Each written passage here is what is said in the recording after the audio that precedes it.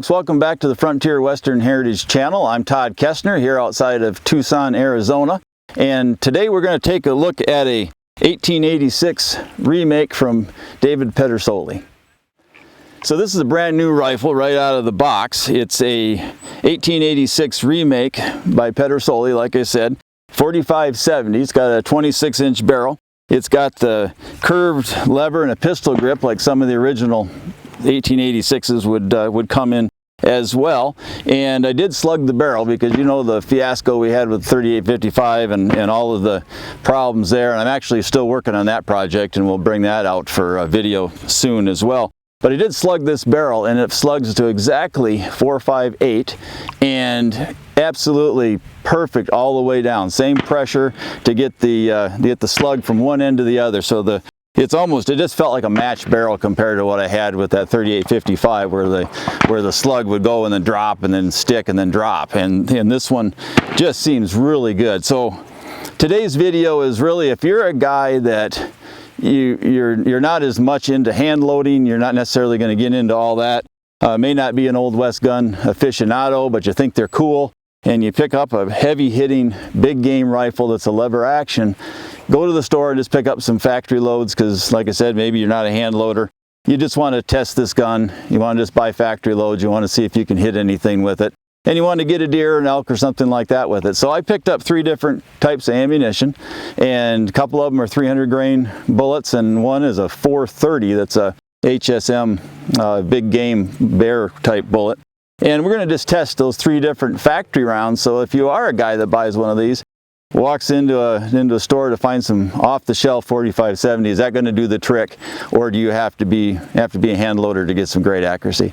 So let's go take a look at 100 yards down toward the mountain here behind us, and let's take behind the camera, and let's take a shot at how we can group with these factory loads. So like I said in the intro to this video, I went to several different sporting goods stores, picked up some off-the-shelf factory loaded ammo, and just wanted to test it out of this brand new gun and see what shot the best. So the one we're going to start with is this Winchester Super X. It is a 300 grain jacketed hollow point. I also have what Federal calls their hammer down. It's a lever action type of ammunition. It's also got a 300 grain bullet in it, and it's a jacketed hollow point. And then I've got the HSM bear load, and this has got a 430 grain bullet and pretty stout. It's still going, according to what the box says, it's still going about 1800 feet per second, so it's going to be kind of a boomer. And I'm going to shoot off this rest because I think it gives us a little better idea of where this gun's going to go than off of off the other rests that I've got, the lead sled. But I got to be honest, this one's kind of got me concerned because this one might hurt. I mean, this is 430 grains going 1800 feet per second. This is not for sissies. So we'll see how that goes. You might see me convert to the lead sled if this thing gets to be a little wild, just to see if we can group one way or another, and then maybe sight in the rifle later without the lead sled. But anyway, we'll give it a try. We'll see what happens, see what the recoil's like on this.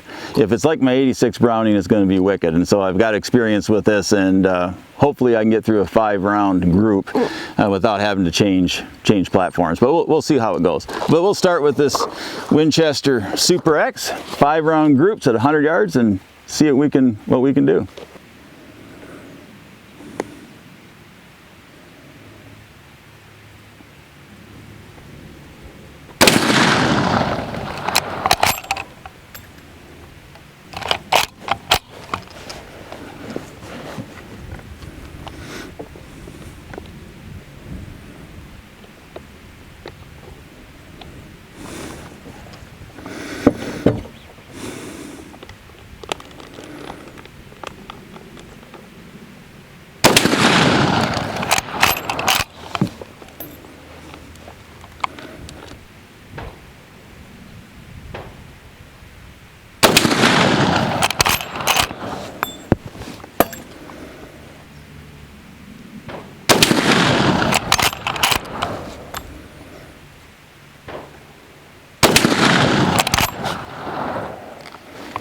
I wouldn't say these 300 grainers are a piece of cake either when it comes to recoil.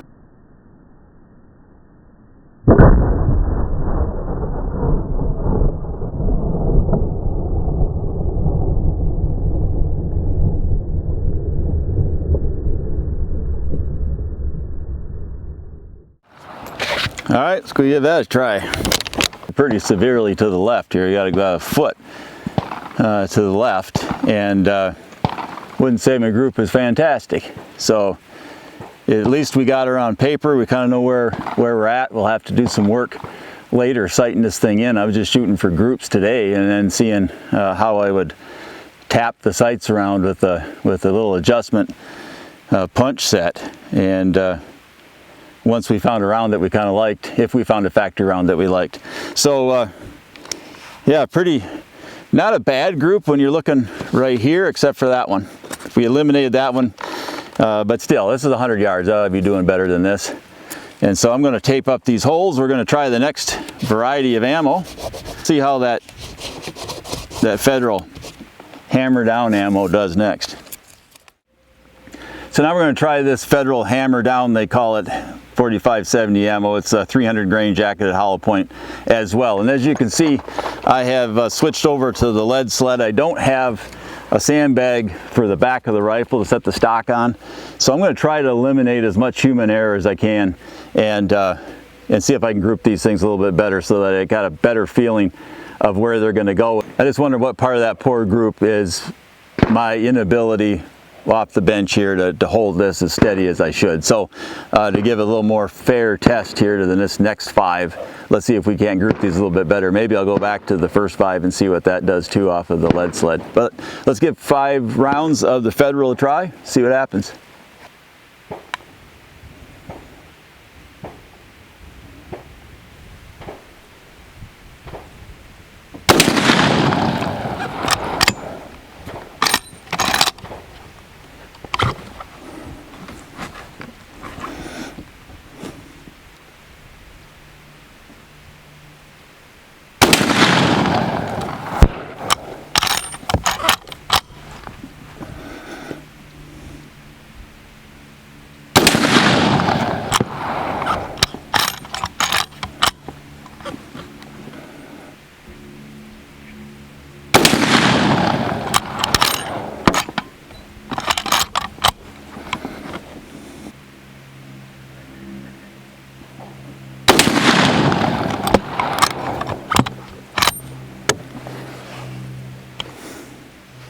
All right, let's go see what we got here.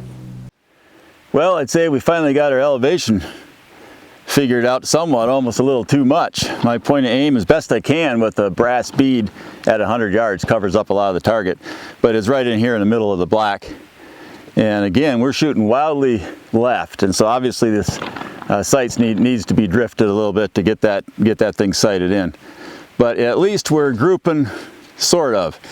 I don't have a tape up here with me. I'm guessing that's probably 4.5 inches. So it's not a great group at 100 yards, but at least we're on the paper and we're grouping better than we did before without any super serious flyers. So let's try the 430 grain bullet next, and we'll see what happens. That's probably going to bring the group down a little bit because of the weight of that bullet. So we'll see how that goes and decide what to do from there.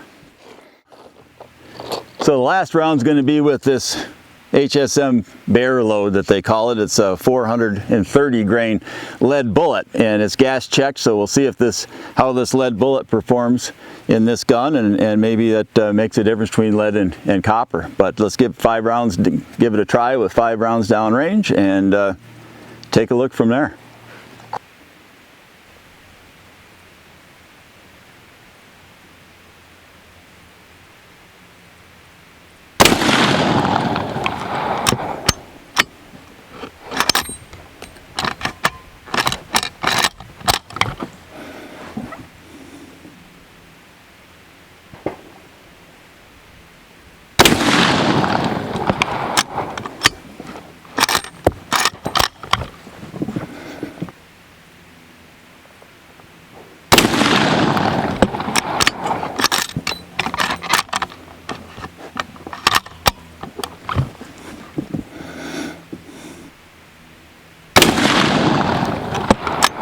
That one was high. I got a bad feeling.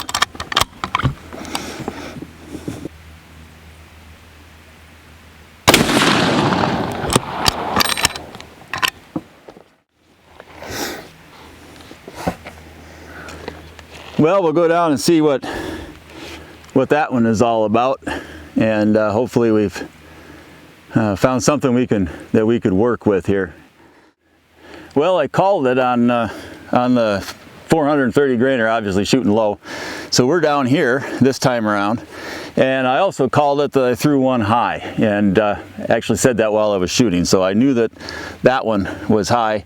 So if I look at these down here, again, we're looking at 4.5 inches, and you know, you can say, well, hey, that's not bad for open sights. And I don't know, they, you know, shot international matches with open sights. You can do a heck of a lot better than this with open sights. Now granted, they weren't shooting national matches with brass bead and a buckhorn back sight, but still, you can do better than that. Although if I had this over here to the right and up, I would have had 4 out of 5 nearly. If I had it centered, would have had 4 out of 5 nearly in the black, or not all 4 of them in the black for sure, the 5th one up above.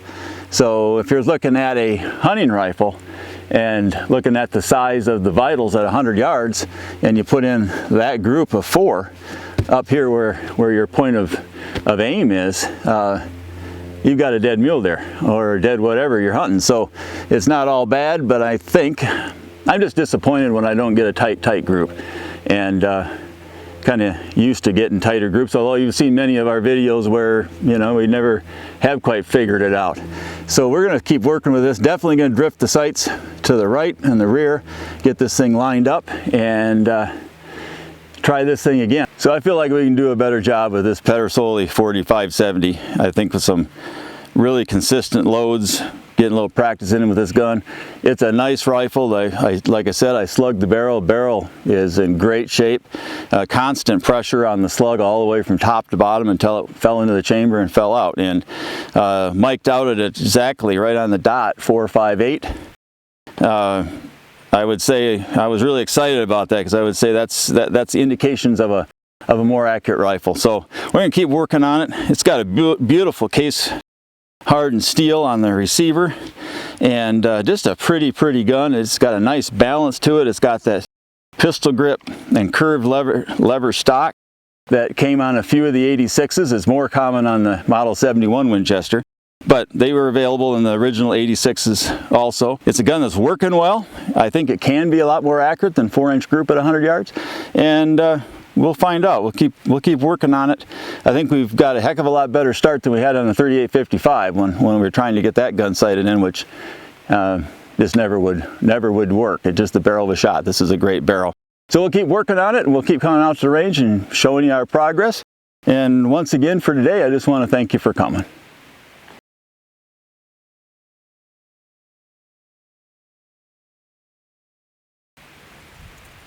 I heard something else. So like I said during the intro, it's not a factory rifle, it's factory ammo. Why does it make this harder? Okay, so now you got to run down there and turn on my camera. Put your earplugs in. I would have figured that out. Get the darn box open, I'll load some more. Can I shoot it?